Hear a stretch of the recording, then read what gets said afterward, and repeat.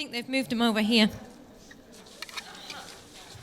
Because what we're going to do is we're going to do a little bit of brainstorming to help us all. And what I want to say is you're going to be helping me as well. Because play is something that we believe in, something that we are passionate about. It's a way that we want to teach children. But I'm not going to lie, it's quite difficult because it's very difficult to convince parents, very difficult to sometimes convince school leaders that this is not, you're not just, being lazy, couldn't be bothered putting a lesson plan together today, which is not true. But it's quite hard sometimes to explain this to others and explain the benefits. So we'll work together and think about ways that we can, make that bit better. They want to fix the size of the screen, I think. Technical. So while he's doing that, just so you know, my name is Louise. I am a teacher, I still am, but I also do other things as well. So I manage the Young Learner courses here in Amman. Before I lived in Amman, I used to live in Ho Chi Minh City in Vietnam. Before then I was in Syria, back to 2010, before obviously. And before then, a little bit in Europe, and I've worked in Italy and Slovakia. In the beginning, like a lot of English teachers, teaching adults and children, but more and more specialising just in teaching children. Okay.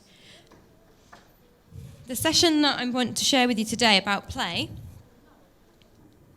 Are we okay? We're going to start with a very short video. Okay, and it is a very short video. I'm going to play this. It's one found on YouTube that I found just today. And there's all I want you to do is to tell me how it makes you feel. Okay? You knocked you off. I really like that for a few years.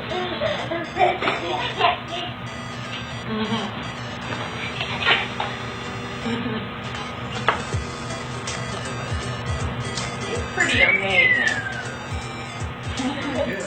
Charlie, good job!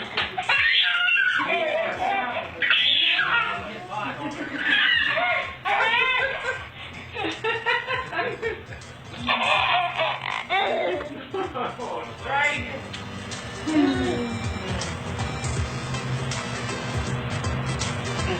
All right, there you go. That is it. But very simply, I would like you now, just very quick with the people next to you, how does it make you feel seeing that? And why is it important what he's doing? Why is it important? So how does it make you feel? And why is it important? With the people next to you. And if you want to talk in Arabic, you can talk in Arabic, that's fine. Okay, so how did you feel watching the video? We felt happy, and also for him to be motivated, got him to be challenged. So it's great to see it in him.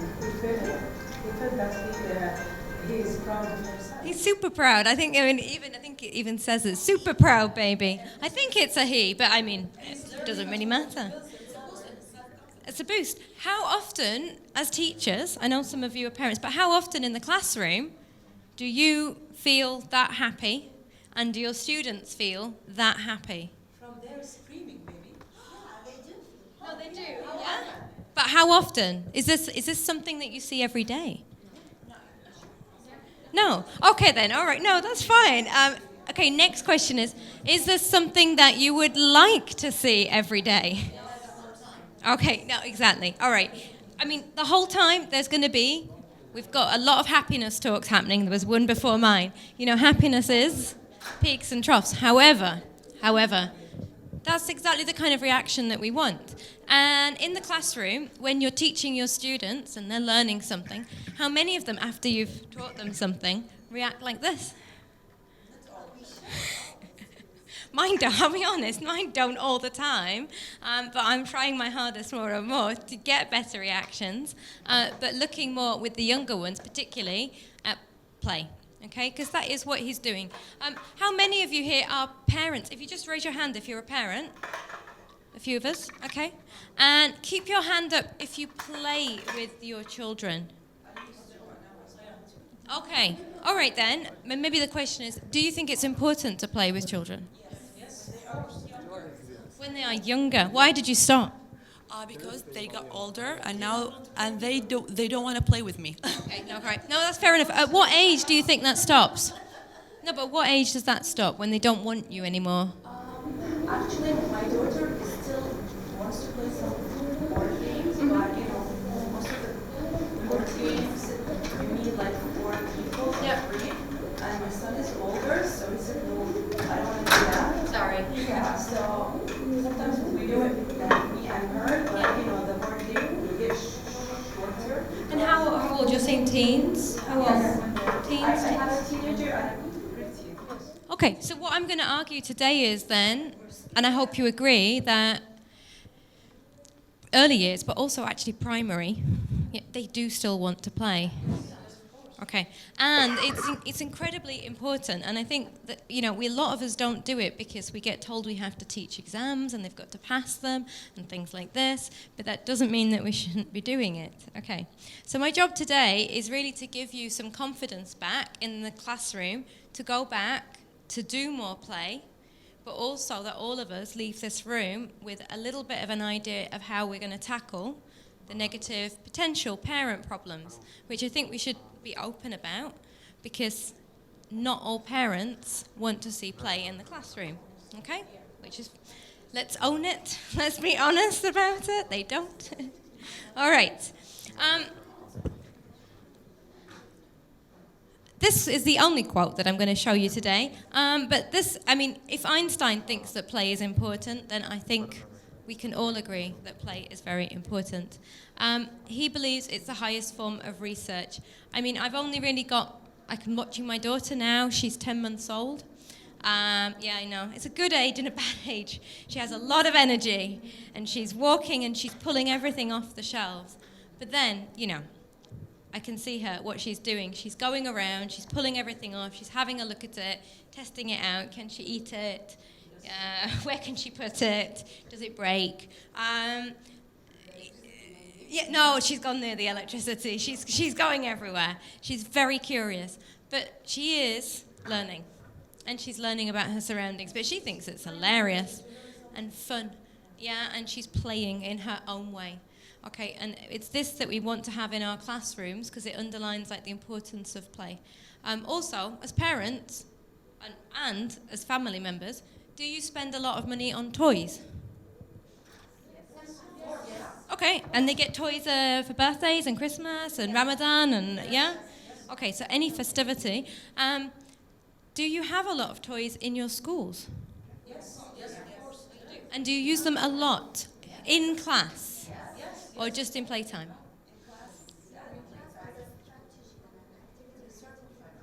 Okay, all right. Okay, then this is good. Then we're all coming from, because I want to find out what you already do to know how deep we're going to go, or not.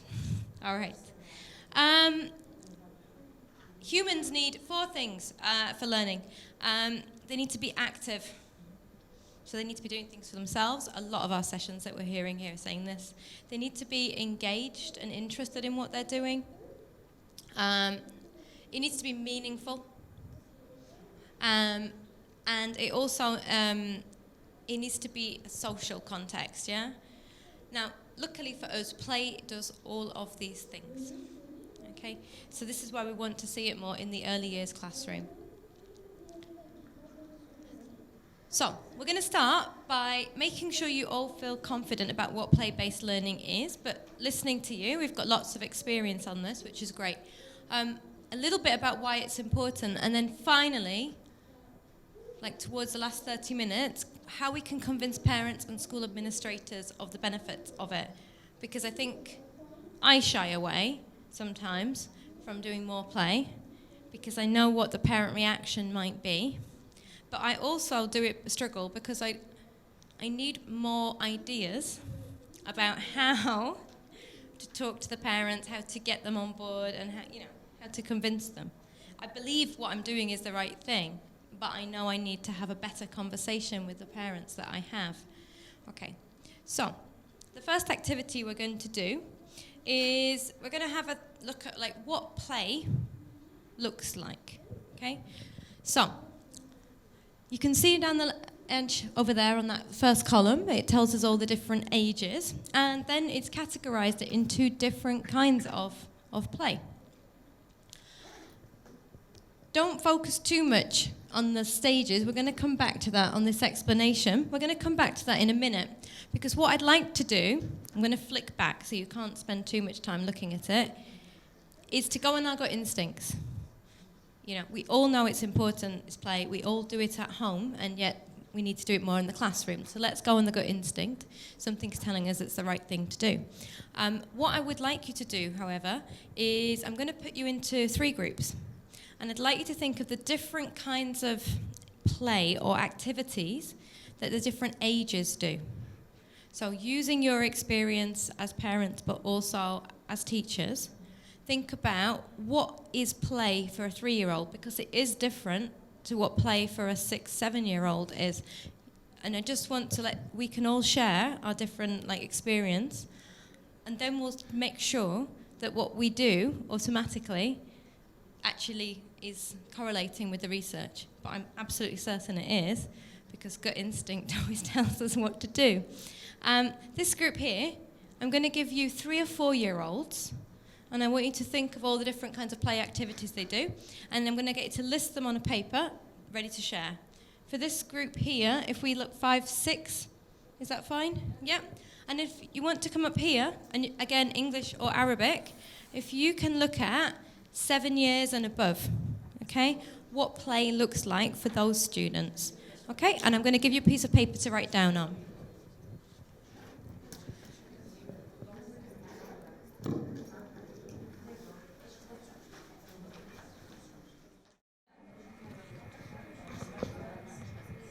All right, can we go through the ages then, yeah? So you can present, because it's your ideas. If one of you from your group, decide who it's going to be, can come up and present your ideas, and I'd like the rest of you to have a look at it, and do you agree? Is that correct?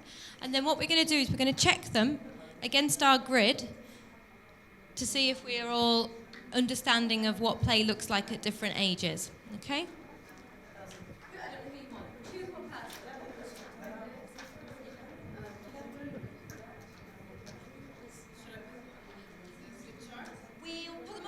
In a minute, but for now, we'll stand with it, and then we'll put them on the wall so everyone can see it. Present. Do you want this? Do you want to take this? Okay, hi, my name is Maram, and this is Fadia. So our group was concerned about the 3 years old and the 4 years old. Sorry, we didn't write 4 there. We got 10 activities or playing activities for this age. The first one is building blocks. I'll just go through them quickly. Play-Doh for maybe 4 years old. We thought 3 years usually eat them. They don't play with them. My son is 3, he eats them. maybe. Some of them. Yes, maybe. Okay. The third one is sort colored balls in baskets. Number 4, car train tracks. 5, puzzles. Big puzzles, of course, with small, ish. 4 pieces, maybe. Yes. They like to play with sand, swings and slides, fine motor skills games, balloons, and racing or running in classes or playgrounds. Saying you have a 3-year-old who's not yet playing with others, there is nothing to worry about, which I want to stress, because in other sessions we do talk about SEN and we do talk about special educational needs, and people like to label children. They like to see them being different and to put a label on that. It is completely normal. These are just guidelines. If I had a 4-year-old who wasn't yet playing with others all the time, but he just told me he doesn't like it, it's fine. Is it fine? I think it's fine until about 6, 7, 8, to be honest. I think, to be honest, because we have to accept different children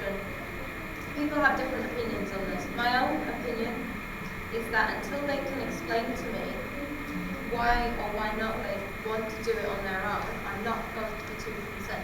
If I ask them when they're 6 and they say, Miss, I just don't like working with other people, that's fine, they're like, now I do. You know, like, it's not that they can't, it's a choice that they're individuals making. And then when I can find out a bit more from them, I can understand if this is something that's a worry or not. But what can you do inside the classroom? You always encourage collaborative work inside the classroom. And you put them in groups so if that someone or two people who don't want to work in groups. Okay, no, Shall they spend 20 minutes at least doing nothing? No, I agree with, but why can't you just let them work on their own sometimes? Like, this is the beauty of play, because you can choose about how you want to work. So have you seen in new course books recently that they don't say in pair work and they don't say in group work? They let the child decide which they prefer. Have you seen this? No. Okay, so One example, one course book we use, this is for older children, but it is happening with the younger children as well. It's called Impact, okay? And it's by Nat Geo. And the way that the learning is going to sort for differentiation and preferences, really, is that children learn something when might be a new topic or something. And then at the end, when it comes to a project, they can decide if they would like to do the individual topic or project, if they'd like to do the one that requires them working just with one partner or two, or if they'd prefer to do the one that works in a big group. So like the advantage, it's difficult, don't get me wrong. As a teacher, we now have to become a master facilitator and have to be quite good at letting different people do different things, which is harder in terms of planning. But at the same time, every child is catered for and they're doing it the way that they want to. And maybe they're having a bad day and that day they want to work alone. And on another day they want to work in a group. But the idea is we're not forcing it. So we can still be collaborative as a general macro kind of value, but completely accept. Yeah, but we accept that on day-to-day basis, a child might want to work on their own, and that is fine.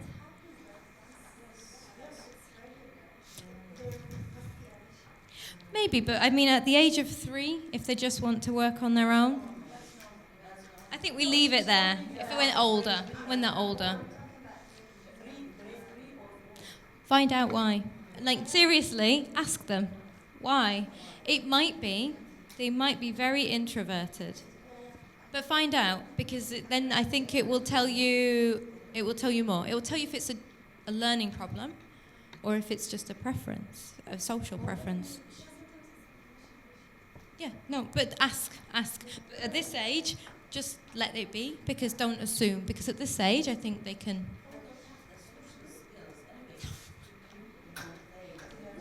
No.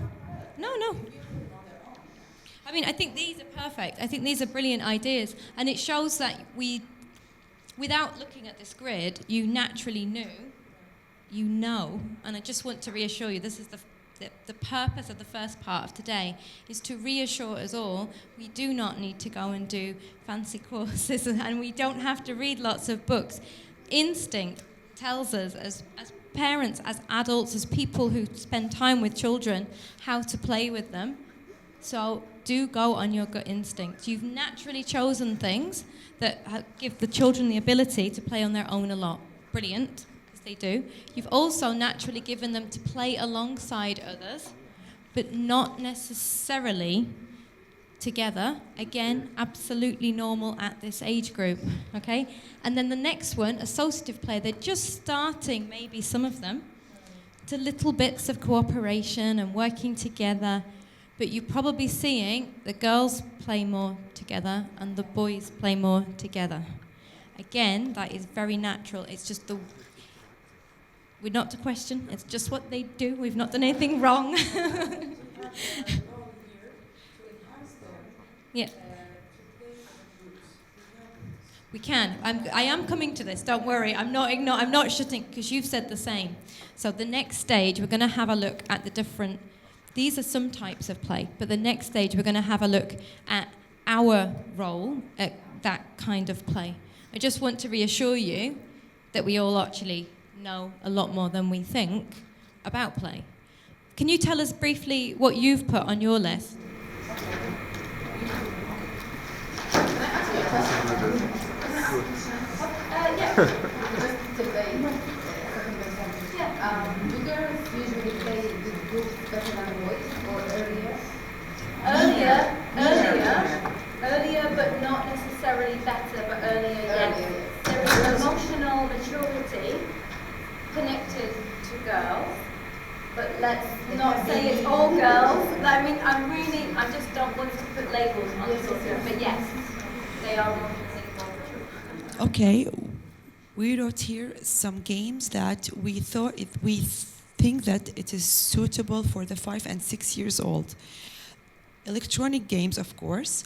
The social play, like playing house or shurta haramiya or stuff like that. Arts and craft, like collecting things from like the kitchen, from the and building something with it. Competition, like races or tag races, and science play, like putting like water with food coloring and stuff like that. Imaginary play, like I'm a princess and that's my castle and stuff like that. Outdoor playing in the parks or outdoors. Construction play, like puzzles, blocks, Lego. And simple board games like the junior Monopoly, سلم وحياة, Sand and Play-Doh. Yeah. You've got electronic games as well. So Yes. I'm going to talk just briefly in a minute because I'm going to question whether they're play, but we will come back to that. But you might question it too. And then just to have a look on here, as you can see, again, just straight off the back, you've all knew that we now have a lot more playing together. You've got the imaginary nature of the child coming in. They're creating these imaginary worlds. Their play still may be difficult, but they're more accepting of others and trying to play together and trying to work it out. Again, play is normally in single-sex groups, but not always, of course, but still normally single-sex groups.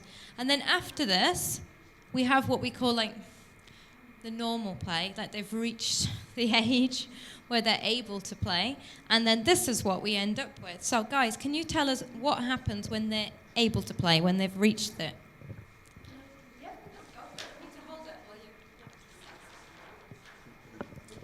We divided them by two groups, boys and girls. This is according to their preferences, not ours. So boys like kinesthetic games, football, role play, superheroes like Superman, construction works, screw and unscrew things, something related to maintenance, races like cars, but girls like coloring, painting, drawing, traditional local games like فتح يا وردة غمض يا وردة, role play, princesses, motherhood, fashion and dresses, they like this, cutting and pasting things, designing and decorating. Once I ask them to cut and paste things, they like to decorate their own work. They draw hearts, flowers, so it shows that a girl did this. Again, they like art and crafts. What's common? Computer games, mobile games, and songs. But I think girls like songs more. I think they both like it around that age. The only reason I said I'm going to question mobile games as play. You're right. Okay, from their point of view, it is play, and it can be play if again monitored and managed. And this is where the next slide comes in. It's about what they're doing. Yeah, because the problem with it is sometimes parents use mobiles and iPads and things not for play. Yes, exactly, as a babysitter. Okay, and that's where the difference comes, because we are living in a digital world. Our children need to learn how to use these things. But, my daughter's very young, but with my nieces and nephews, they did develop a bit of a screen time problem. They're 6 and 5, and they now have screen time like curfews that their parents have put on them. They get it, if they're lucky, an hour a day, but that's not guaranteed. And this is as a result of behaviour issues because of screen time. So the only thing I say is it can be. Like, it can be educational. There are great games, there are brilliant apps, there are ways of learning languages and maths and all sorts of, and tactile kind of motor skills. They can be brilliant, but if they're just being used, for example, to watch a cartoon, but not just one, like 20 as a distractor, play stops at some point. So it's just being conscious that yes, they can be play within the right. But we must be aware, what are they playing in the computer? Yes, because there are some games That are really violent. It gives, I would say, some messages that are not good or raises violence or something like that. No, I completely. I mean, like, this is a. We could do a whole session on like e-safety and understanding, and actually, like, what we do as teachers and parents to train and to talk to our children responsibly about the games and about the things that they're doing online and about if it's good or not. It's a whole, and it will become more and more of a conversation, you know, I think, as we progress. What I'm going to do today is I'm going to come back to what you two have been mentioning. And you're like, oh, well, it depends on the teacher's role. Yes, it does. So, well done, everyone. We've all got lots of ideas, and we all successfully know what play is. And you've all said things like imaginary play and creative play. And yes, these are all types of play. The other types of play that I'd like to look at are the types when we talk about how you set it up. Okay, so by that, I mean we've got free flow. And this is where the toys may be in the corner, the toys are wherever. The child goes, they choose what they like, they decide what they're going to do with it and how they're going to play with it. And it's completely up to them what they do with that toy, how long they play with it for. It's completely down to them. A lot of us probably do this a lot at home. I know it's with my own daughter, she's got a little box of little things. I mean, obviously, I can't have a conversation with her yet. She takes out what she wants, she plays with what she wants. It's free flow. But there's also structured play, and we do this even at the age of 10 months. So sometimes the adult will choose the materials because we're expecting them to do something with the toy that we've given them. For example, when she's teething, I do give her things like the blocks because I want her to eat them. I know she'll eat them because I know that they will help her with her gums and they'll make her feel a bit better. But it's structured play. I've chosen them for her, but I haven't told her what to do with them. She can play with them however she likes. I'm just watching, but I've chosen it. In the classroom, it actually means like you know your students very well, and you know by giving them something, you know what they're going to do with it. The next one is guided play, which I think you've said a lot about, and it's like children don't always know how to interact with one another, okay? So you have to show them. So perhaps they're doing, I don't know, they could be like building a castle or something, but they're fighting over who's got which bricks. So you step in and you talk to them about, does it matter? Can he do this? Can she do that? Can they do? You're guiding them and you're modeling behavior. This is guided play. And then we have what we tend to do after the end of primary and all the way through secondary, and we do it a lot, I think, playful teaching. And this is when we think we're doing play in the classroom, but we're not necessarily doing play. It's when we use like games to practice language, for example. I'm a language teacher, and we use games. It's playful teaching, but it is not play as such. You could argue that it is, because it's on the far end of the spectrum, but it's not as pure. Pure is probably the best word. It's not as pure as it is at the top with the free flow, okay? But here, they're working towards a specific goal that you are managing. So it might be that I've got a game that's practicing a language item, and it's a language item I want them to learn. It's very specific. There's not a lot of kind of freedom in it, but they're enjoying it. It's another kind of play. I'd just like you to have a look at the lists in front of you and decide what kinds of play are they or could they be. And sometimes they might not be just free flow. They might sometimes be 2 or 3 different kinds of play depending on how you've set it up. Okay? I just want you to have a quick look, to have a see, because I think we'll find there might be a pattern as kids get older as to how we set up play in the classroom. Okay? I'll give you, what, should we say 4 minutes? I think after a few, you're probably going to find there's a pattern. But tell me. Do 3 minutes, and if you need more time, tell me. Yeah, no, change. Okay, rather than share, what we're going to do at this stage, we're going to do just one more layer onto this, okay? I just want to check. Okay. We're going to watch a video, but before we do, I want us to look one more time at these lists. Okay, there's a reason we're going with these lists. At the end, like I said, we're going to talk about parents, and we're going to talk about school leaders and how we convince them, and other teachers, I think this group was saying, about why play is essential. Because we find amongst, even talking to other teachers here, like at the conference, not everyone is convinced of the need for play, for example. Have a look again at your list, but this time think about it from these perspectives. So, is there any opportunity to teach? Is there any opportunity to teach language or whatever your subject is through these activities? I mean, an obvious example when you're saying science play and you're tipping the water, obviously there is science there, but there's also maths and things as well.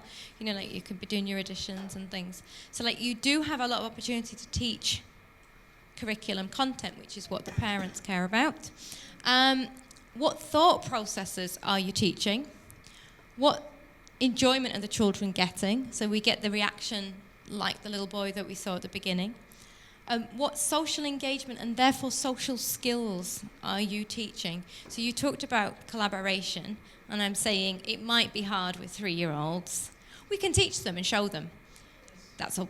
But we're not necessarily going to see it in them yet. But we teach it, but they won't mirror it quite yet, but we're teaching it. And what other skills or knowledge are we teaching? Okay? Don't maybe do them all, because you've got a lot. Maybe just choose 3 different activities on your piece of paper and think about it from these perspectives, because when we move to talk about how to talk to parents, this kind of knowledge is what we need to share with them to kind of convince them that this is the right thing to do. We need to show them the actual curriculum value, because that is what they're interested in. Okay? So take 3 and think about all the different skills that you would teach with that play activity, and then we'll share them. Okay? So let's say probably 7 minutes for this, and then we're going to watch a video. Okay?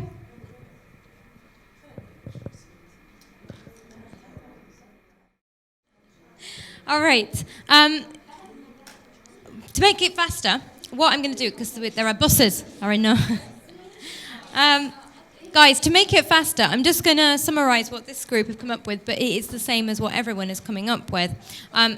It is, when they said about language, there's opportunities for grammar, sentence structure, vocabulary to be recycled. One particular example they gave was when the children are taught lots of new words, perhaps flowers, for example, and then they draw a picture that shows the understanding and the meaning of it, definitely. You've also said that there's motor skills, mathematical skills, all these things. You've got self-confidence, you've got independence, you've got being valued, because there's obviously a return, a sense of reward that we get from completing something. And the social interactions, working with others. No, it's fine. Yeah, I know you've got your bus, it's fine. And you've got being part of a community, which is very important. The one thing I'm going to say, we are all aware of the values of play. And we can make sure that we have a good balance between free flow, structure play, which gives us something else to talk to parents about. But what I'm going to say is we need to be even more specific when we talk about the benefits. So let's do a practice one together. And the reason I say this is because I find this very difficult with the parents that I work with. But I find that the more specific we are, because the problem is when we're too general, the more likely we are to convince, okay? So let's have a look at one example together, and let's not just say grammar. Let's what language are you teaching the children in this particular activity? What skills in this particular activity? Because if your school can have like a list, you know that you have curriculums, yeah? You can literally then be ticking them off, which helps enormously because parents follow curriculums and they follow syllabuses, or at least, yeah? Okay, so let's see if we can be successful at being specific. Yeah? I just wanted to say that the school I work at, the pedagogical learning is part of their curriculum. They were asking us as teachers to engage play in our classes, and parents didn't mind that. I was surprised when you said that we need to convince parents and the students because they're convincing their teachers to do so. Well, then you work in a wonderful school, and I'm quite jealous. I don't know. Tell me if I'm wrong. Are you convinced? I mean, it's a wonderful thing. I know I am convincing parents still. Not all. Not all. Some of them are very, it's the reason they come, it's the reason they choose us. But not all of them are quite ready for it. But that's good. No, exactly. No, exactly. This is not a judgment. They've never had it when they went to school. They were taught in a very traditional way. I know how they were taught. They were taught the same way that I was taught. It's just that I don't want to teach the children I teach the way that I was taught. Yeah?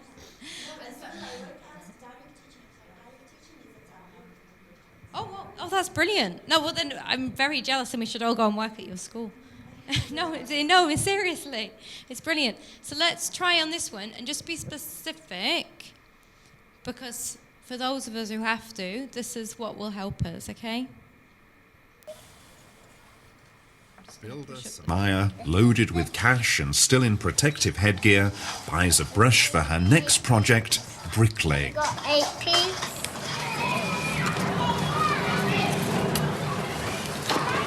If it's £100 She sorts and hands over the money requested. £100, please. A bit more than 8 pence.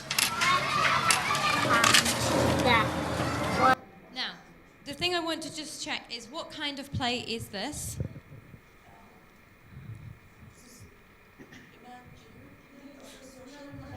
It is.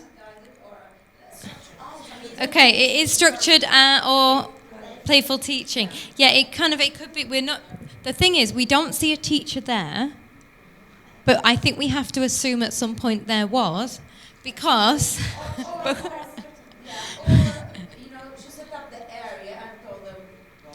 I mean, I'm not going to lie. I don't know how many 4 or 5-year-olds you know, I don't know that many, that are able to engage in a buying, selling exchange without a little bit of guidance and prompting.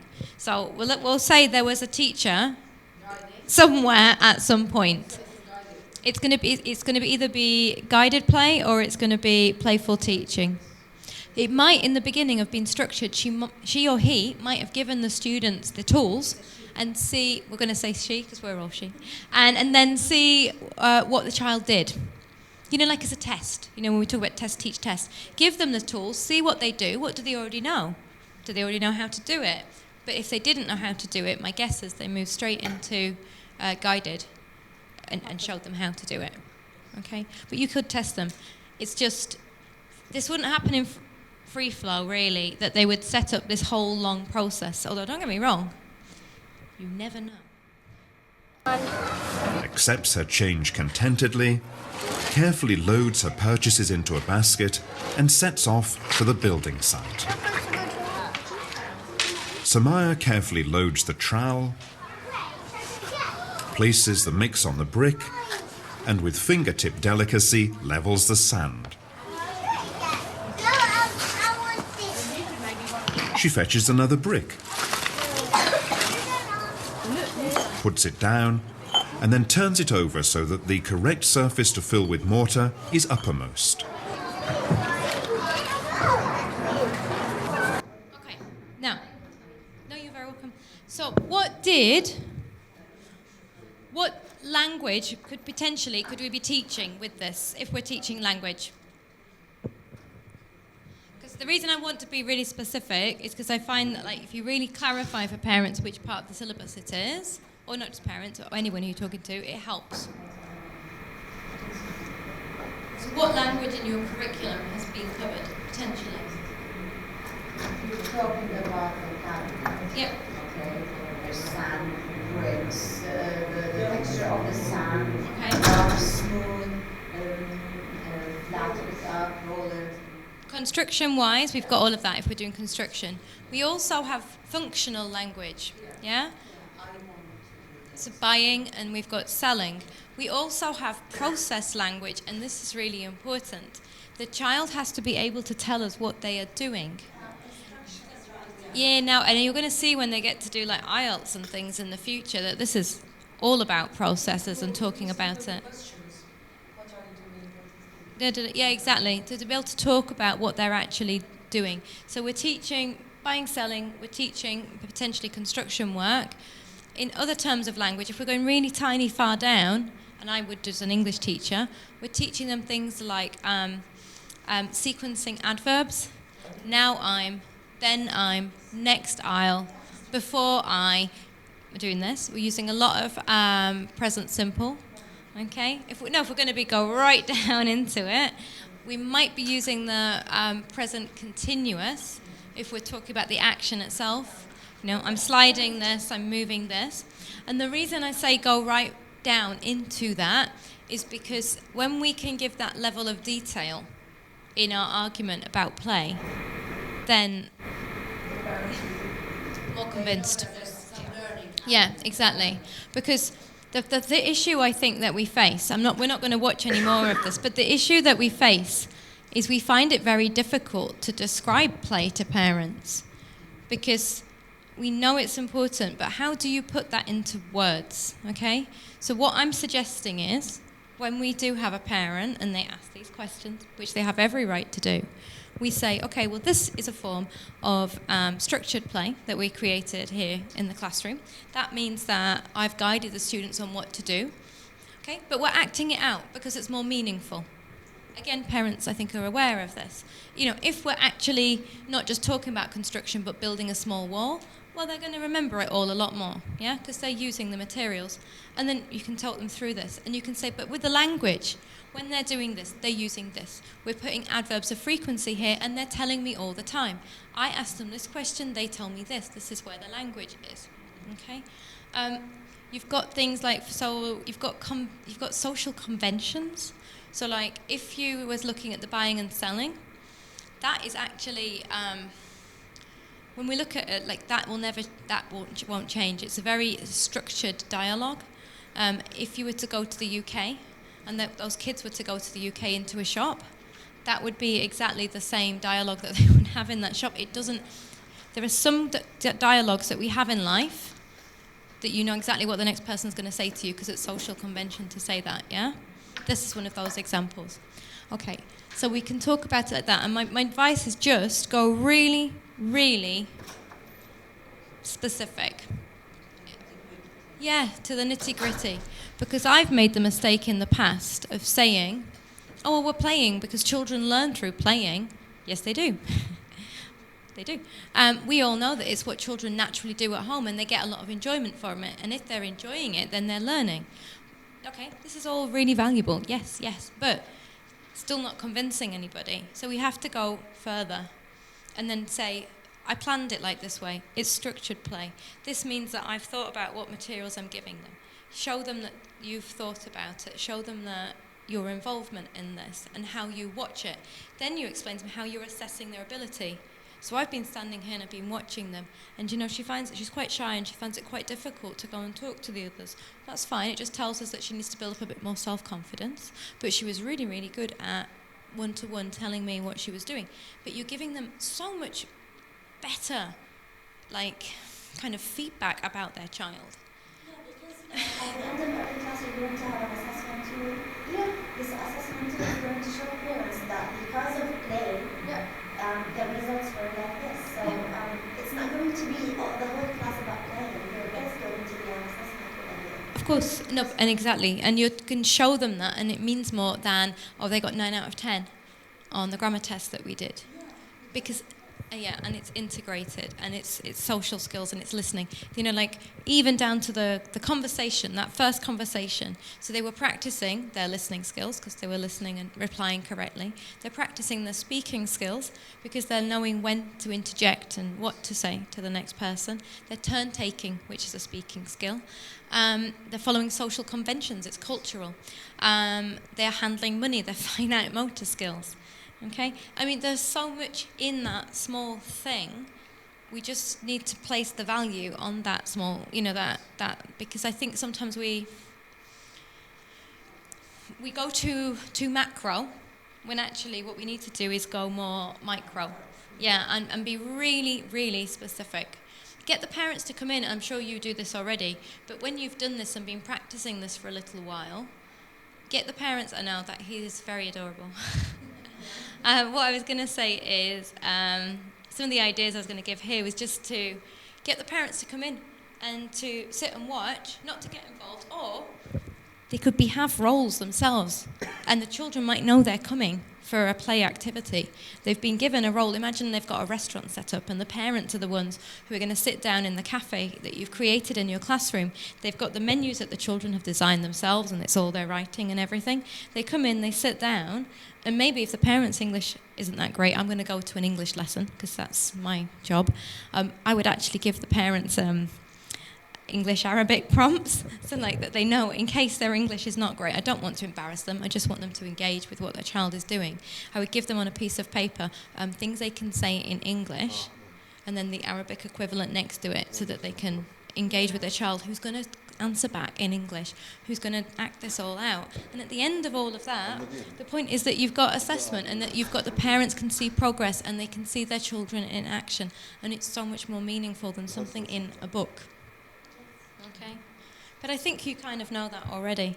But my hope is, by being filmed, that we will convince others, because I do know it's not something that's done everywhere, and it's fantastic that you guys are doing it, but we need to have more schools doing it, because I think if we go back to like the plenary chat today, we get these wonderful, creative, curious 3-4-year-olds who come into class. And during 12, 13, 14 years of education, we remove the curiosity, and we remove all these wonderful learning qualities that they automatically have, because we think there's a way to teach them with exams and everything. And we take away all of this when actually that's what they're going to need to be able to ask questions, to be able to respond, and that's what they're going to need. So I'm done with my speaking. The last thing I just wanted to say was there is actually in the United Nations, in case you're wondering, there is a right of children to have play in their classrooms. And I will end with this, that it is their right to have play. And I think this is something is important to share with anyone who ever questions us about it. There's a lot of research gone into this. But it's about the culture of our schools. And it's their right, okay? And that's it. And thank you for coming. Thank you. No, thank you. It's useful for me.